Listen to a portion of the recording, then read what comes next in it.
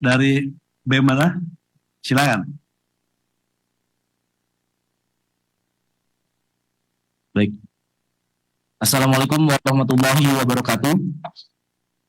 Selamat sore rekan-rekan semua, rekan-rekan media dan yang terhormat, yang saya hormati, Bapak Dewan sekalian. Terima kasih atas kesempatan dan waktunya sudah mau menyediakan waktu untuk berdialog dengan kami bersama kita semua di tengah krisis dan permasalahan yang belakangan ini terjadi. Hidup mahasiswa, hidup rakyat Indonesia. Saya Jim Colin, perwakilan dari keluarga besar mahasiswa Trisakti. Rasanya beberapa poin yang ingin saya sampaikan sebelumnya sudah tersampaikan dengan begitu baik oleh rekan saya dari BEM UI. Mungkin beberapa poin tambahan yang ingin saya amanatkan kepada Bapak-Bapak Dewan selaku perwakilan kami sebagai mahasiswa dan rakyat Indonesia tentunya. Jauh beberapa bulan, mungkin beberapa minggu, sebelum kejadian Afan Kurniawan yang begitu menyayat hati kami, terjadi pula seorang anak kecil mati, meninggal dunia di tengah krisis ekonomi yang dialami keluarganya. Mungkin rekan-rekan semua tahu, rekan-rekan media pun pasti tahu bagaimana proses kematian itu bisa keluar cacing dari, alat kelaminnya, dari hidungnya, dan ditemukan 1 kilogram cacing di dalam tubuhnya. Berselang beberapa minggu kemudian, beberapa saat kemudian, Indonesia merdeka. Kami merayakan 80 tahun kemerdekaan Indonesia. Dan apa hadiahnya?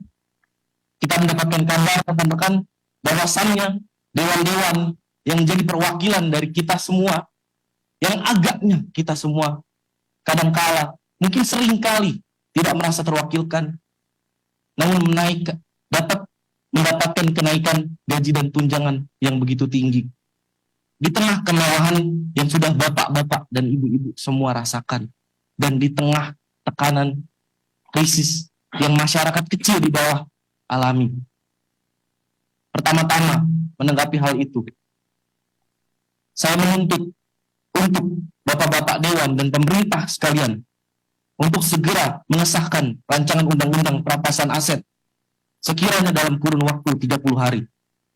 Melihat bagaimana indeks persentase korupsi Indonesia yang saat ini terakhir audit itu mendapatkan skor sebanyak 22. Yang mana dalam penilaian skor itu 0 artinya tingkat korupsi itu begitu parah, dan 100 artinya negara itu begitu bersih dari korupsi. Indonesia mendapatkan skor 22 di tengah standar internasional yaitu sebesar 43. Bahkan jika disandingkan dengan negara-negara tetangga, poin kita begitu buruk sekali, Pak. Oleh karena itu, saya menuntut Bapak-Bapak yang terhormat untuk dapat mewakilkan suara-suara kami untuk dapat mempercepat rancangan undang-undang perampasan aset. Indonesia sekiranya kehilangan sebanyak 588 triliun akibat korupsi dalam dekade terakhir. Berdasarkan data dari KPK tahun 2024, aset recovery rate Indonesia hanya 0,2% dibanding standar internasional 3-5%.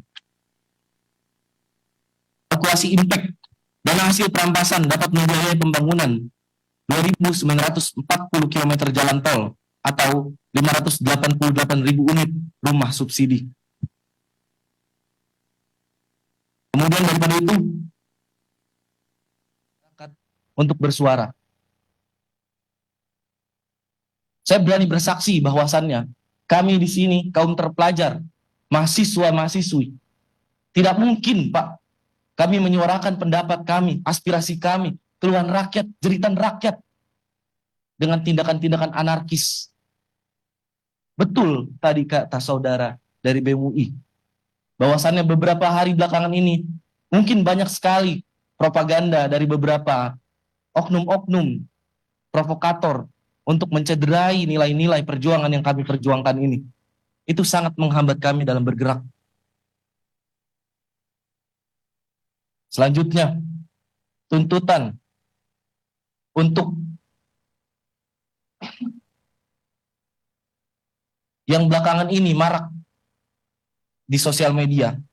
Saya kira bapak-bapak dan ibu-ibu semua tahu 17+8 tuntutan rakyat yang dilayangkan oleh masyarakat Indonesia yang sekiranya mungkin sudah tersebar lebih dari ratusan ribu.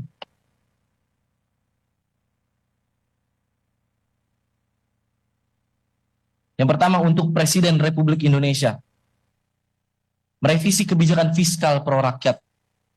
Yang kedua, audit menyeluruh BUMN yang merugi.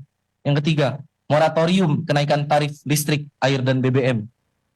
Lalu untuk Dewan Perwakilan Rakyat Republik Indonesia, pembatalan kenaikan tunjangan dan gaji anggota DPR, pengesahan RUU perampasan aset dan RUU pelindungan data pribadi, dan audit kinerja integritas seluruh anggota DPR.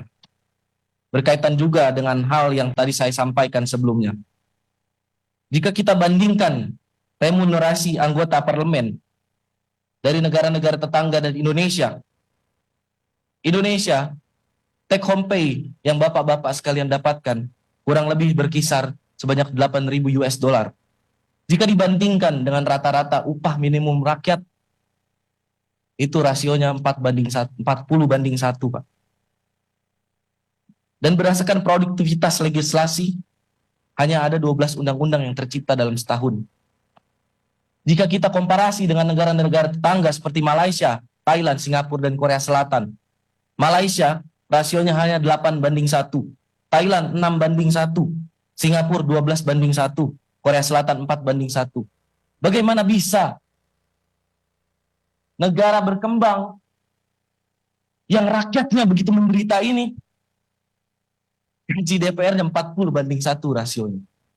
Saya rasa itu benar-benar harus digarisbawahi dan harus ditinjau ulang, Pak. Yang selanjutnya, berdasarkan latar belakang saya di sektor transportasi dan logistik, saya menuntut untuk modernisasi logistik. Sebanyak 828 terminal logistik modern, yaitu 1 miliar per unit, sistem tracking digital untuk 100.000 truk nasional, cold storage network di 414 kabupaten atau kota, dan berikan subsidi transportasi publik, subsidi tarif 50% untuk 166 juta perjalanan per tahun, mengingat Indonesia dengan kapasitas penduduk yang begitu besar.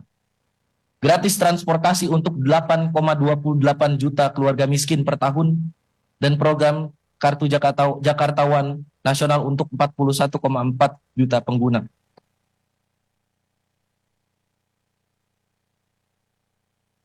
Mungkin sekiranya itu tuntutan yang ingin saya ajukan. Bahkan saya memohon untuk bapak-bapak sekalian selaku perwakilan saya dan teman-teman semua untuk dapat memperjuangkan hal tersebut. Karena ini berkaitan juga dengan integritas kita, Pak. Integritas bapak-bapak sekalian selaku Dewan Perwakilan Rakyat yang kami pilih sendiri dengan tangan kami ini. Indonesia 2045 mempunyai cita-cita Indonesia emas. Hal itu didasarkan oleh bonus demografi yang nantinya kita dapatkan di tahun tersebut. Saya harap kita semua dan bapak-bapak semua yang memiliki peran begitu krusial untuk membina generasi muda ini tidak menyia-nyiakan bonus demografi yang akan datang itu, Pak. Sekian dari saya, terima kasih. Terima kasih dari BM Trisakti.